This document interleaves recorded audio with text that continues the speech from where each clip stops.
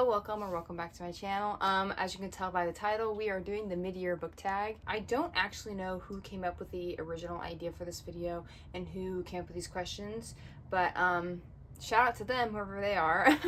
Before I start the questions though, let's just get into some stats. So far this year, I have read 37 books, 5 of which I have given 5 stars to. 3 of those were new, and then 2 of them were rereads. So the new books were A Study in Drowning by Ava Reed, Night and the Moth by Rachel Gillig, and then Fake Skating by Lynn Painter. And then the rereads were Six of Crows by Leigh Bardugo and The Prison Healer by Lynette Noni. Okay, so let's just get into these questions. I'm so excited.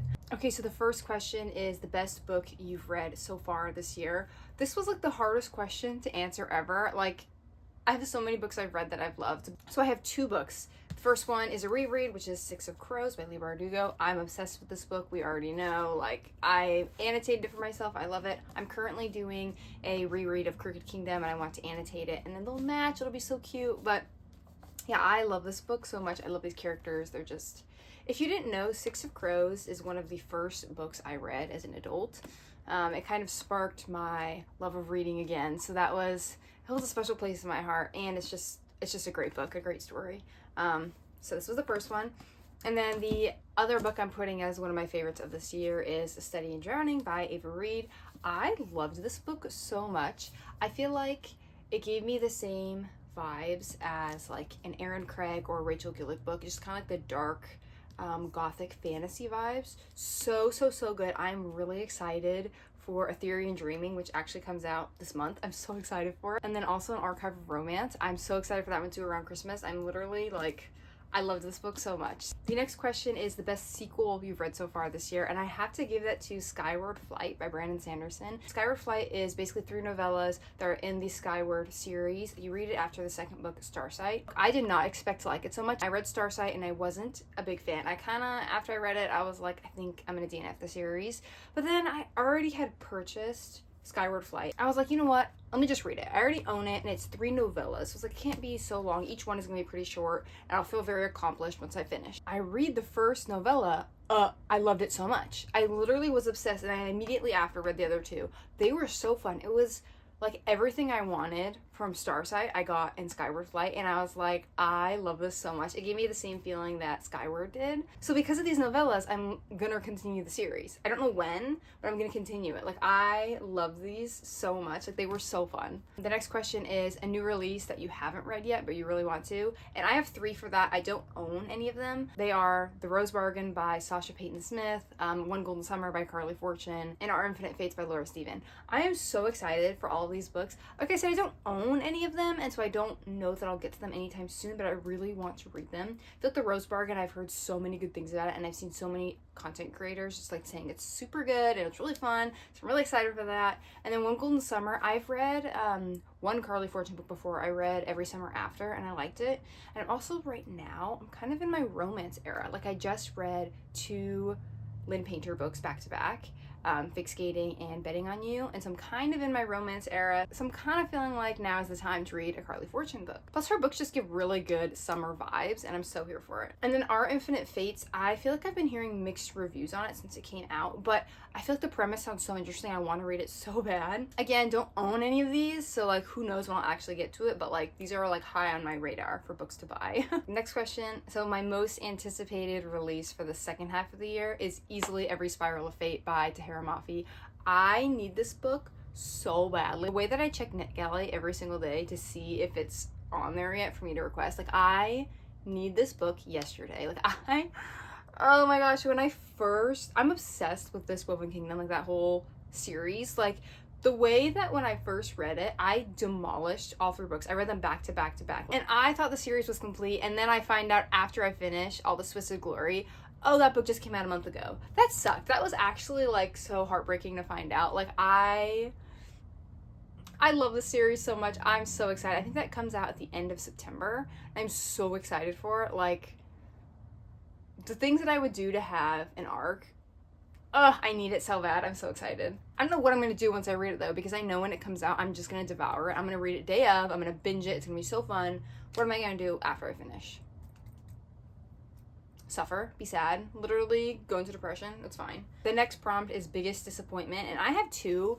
The first one is The Wolf and the Woodsman by Ava Reed. I read this book right after I finished A Study in Drowning because I loved A Study in Drowning so much. I was like, I have to read more for work.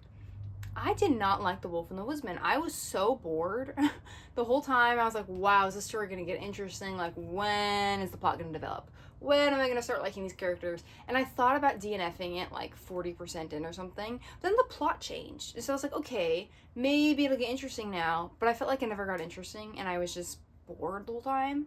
So that was really disappointing. Okay, and then my second disappointing read was The Savage Song by V.E. Schwab. I think my expectations were a little too high for this book. I've just heard such good things about it. I've only ever heard good things. But I don't know, when I was reading it, I was just not interested in the story. I wasn't really connecting with any of the characters. I just felt kind of bored. I'm actually DNFing this series. I know it's just a duology and I should just read the second book and then like complete the series, but there's just too many other books that I want to read, so I don't think I care enough to complete this series. So that was sad because I've heard such good things from people about it, but yeah. My biggest surprise of the year, I have two again because I can't just pick one book. It is If Cats Disappeared from the World and The Great Gatsby. So first, If Cats Disappeared from the World, I actually bought this book at a library sale, I want to say like 2 to 3 years ago, and I only bought it for the cover because it's so cute. And I remember when I picked it up, I was like, I am never, ever, ever going to read this book. But the cover is so cute. I just want to buy it. It's like $2. I'll just have it as a coffee table book. But I don't know what intrigued me to pick it up. But I read it earlier this year. And I was like so surprised at how much I liked it. I even like annotated it. This book touches a lot on grief and the importance of time and not wasting your life, and it was so good, and I felt like it kind of fit where I was at, and so I really liked it. Yeah, I was shocked by how much I liked it. The next one is The Great Gatsby. So I picked it up like around the same time I read If Cats Disappeared from the World, and to be honest, the only reason I read this book was because I wanted to listen to the musical. And so I was like, let me just read the book first, that way I know what's going on and I kind of know the story. I loved it. I thought it was great. I actually read it on my Kindle, so I just recently got a physical copy of the book, so I haven't like transferred my annotations over yet. But I actually thoroughly enjoyed myself, and the musical was great. I literally love the musical. I listen to it all the time, so that was just like a win-win for me. Next question is your favorite new author, or like new to you. I'm gonna be honest, I feel like I haven't branched out a whole lot this year with authors. Unfortunately, I probably would have picked Ava Reed, but then after reading Wolf and the Woodsman, it kind of knocked her down a little bit for me. So that's too bad, but I think I'm gonna go with R.F. Kuang. I read Babel earlier this year and I loved it. I thought it was so good. I'm excited to read more of her work. I haven't read anything else by her yet, but I'm really wanting to read The Poppy War, even though I know that's gonna devastate me and I know it's going to just wreck me. I want to read it so bad. I feel like R.F. Kuang, she's just so intelligent, and I feel like when I'm reading her work, it makes me feel smart. Like I'm like, oh, okay, like I'm understanding it, like I must be smart then too. But I love when authors put so much like research and thought and just like intelligence into their work. It's just like, I feel like as a reader, even if you don't fully understand everything, you can appreciate the work they put in. Anyways, yeah, I'm for R.F. Kuang as my favorite new author this year. Okay, sorry that the angle is different and it just looks weird, but I was editing the video and then I decided I want to change my answer to a couple things.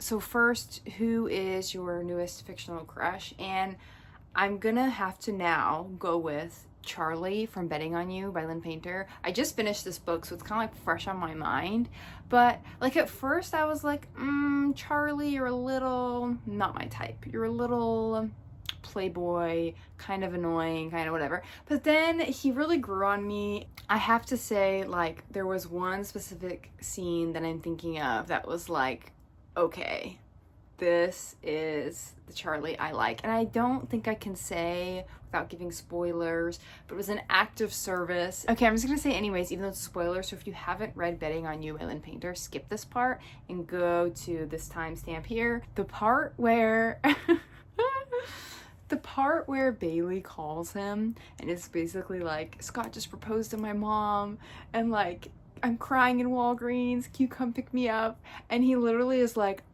I'm on my way, and he calls off his party and goes and picks her up, and then they do like the little like fort in the TV room, they watch a show. Like the part that I liked the most was she was like, oh wait, wasn't like, didn't you have a party tonight? And he's like, no, it's tomorrow night. And he just like, I loved that. Anyways, that for me, that part, I don't know what it was about that part, but it was just like, oh, like, yeah, I love him because of that. Like, not just because of that, but like, okay, anyways. Okay, then the other answer I'm changing is for my newest favorite character, and I'm gonna go with the Gargoyle from The Night and the Moth. I love him so much. I don't know why I forgot about him when I was originally coming up with my answers. Okay, this is my formal apology to the Gargoyle, because I don't know why I forgot about you. Like, I love him so much, which is really interesting because I feel like a lot of times I'm not a big fan of his like character type, which is like the character who is like the sidekick, the funny sidekick, who is really cute and like, you're like, oh, you know, that kind of character.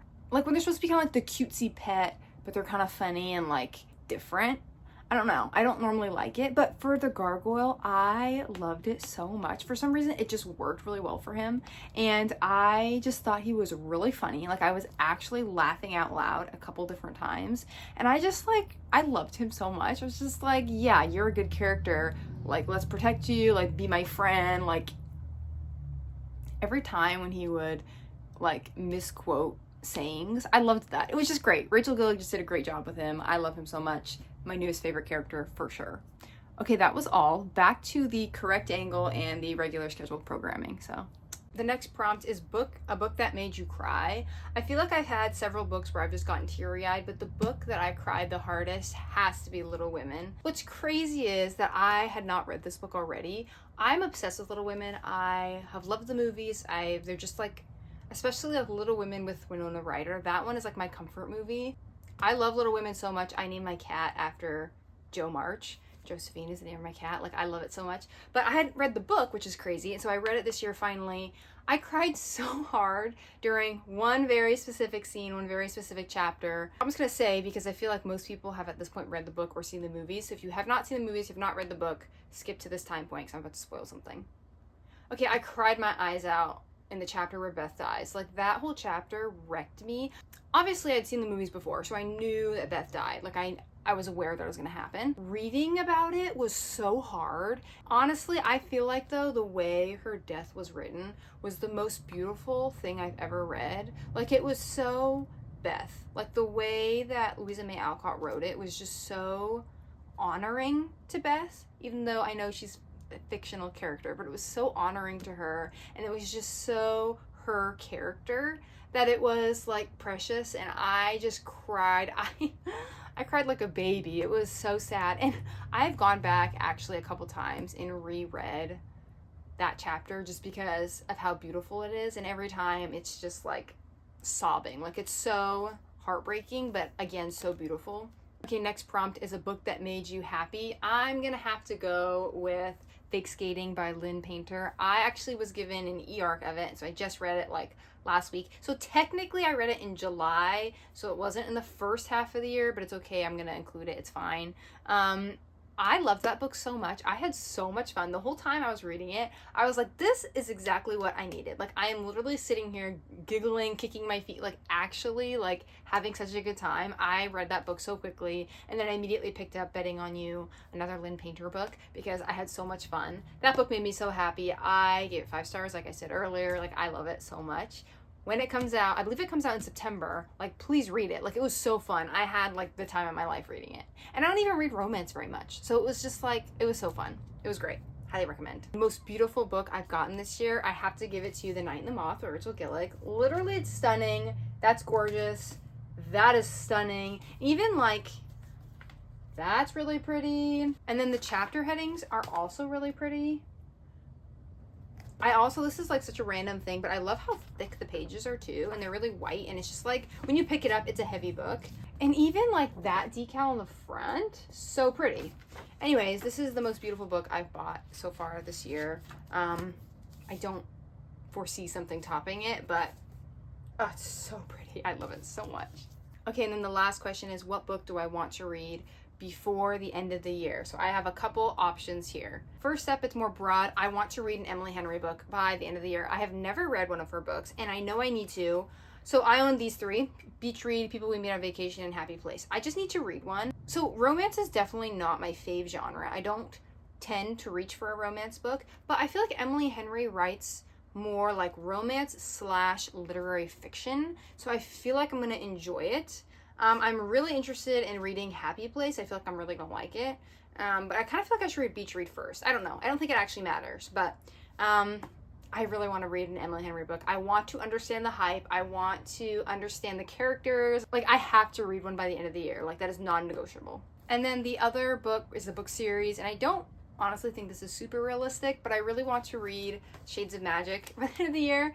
I have owned these books for so long, and it's just like, I know I'm gonna love it, so I just need to do it, but I'm so intimidated. I started A Darker Shade of Magic like 2 years ago or something. I read like the first chapter and I was really intimidated by it, but I was really enjoying it. Then I got scared and stopped reading it, and I read something else, and so now I haven't picked it up again. So I just need to do that. I feel like I'm gonna love this series, and so I just need to actually read it. But it's more of a commitment though, because it's a series, and I'm trying not to start more book series, but this can be the exception. I need to read this series so badly. Anyways, that was the mid-year book tag. I will leave the questions in the description, so that way if anybody else wants to do this video, they can. And then also, if you want to answer one of the questions in the comments, that would be so fun. I would love that so much.